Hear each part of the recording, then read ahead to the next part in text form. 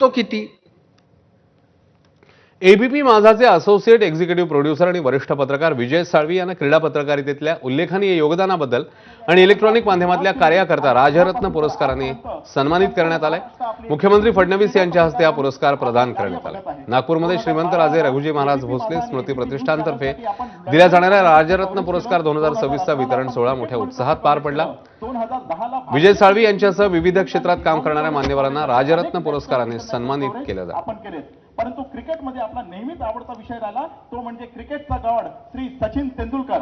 आपण त्यांच्यावर सुद्धा अनेक कव्हरेज केले। आपली यशस्वी कारकीर्द बघून आजवर आपणास अनेक पुरस्कारांनी मार्च 2007 ला आपण एबीपी माझा या चॅनलला आपली सुरुवात केली आणि तेव्हापासून तर आजपर्यंत।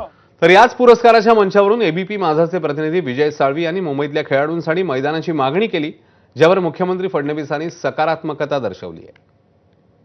मी सांगू इच्छितो, मुंबईत एकेकाळात मोकळी मैदानं होती म्हणूनच संदीप पाटील घडू शकला, म्हणूनच रोहित शर्मा घडू शकला। पण आज त्याच मुंबईत सिमेंट कॉन्क्रीटचं जाळं, सिमेंट कॉन्क्रीटचं जंगल उभं राहते आणि त्या मुंबईत या दोन्ही नेत्यांनी किंवा त्यांच्यासारखा खेळामध्ये ज्यांना रुची आहे अशा नेत्यांनी जर आम्हाला खेळाची मैदानं दिली तर मला वाटतं या खेळाडूंसारखे अनेक खेळाडू घडतील। आणि मला वाटतं हे नागपूर हे आज जितकं फडणवीसांचं आहे, जितकं गडकरींचं आहे, तितकं ते माझ्या दिव्या देशमुखचं आहे।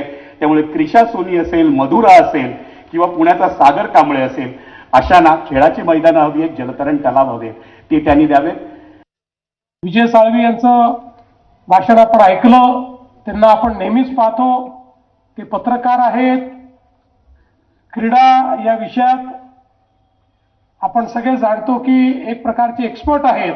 त्यांच्या तोंडून क्रीडा प्रकाराच्या संदर्भात ऐकणं किंवा एखाद्या खेळाच्या संदर्भात त्यांनी समालोचन करणं, मला असं वाटतं की एक पर्वणी असते आणि एक प्रदीर्घ अनुभव क्रीडा क्षेत्रातला जो त्यांचा आहे त्याबद्दल त्यांना हा अतिशय महत्त्वाचा सन्मान मिळाला।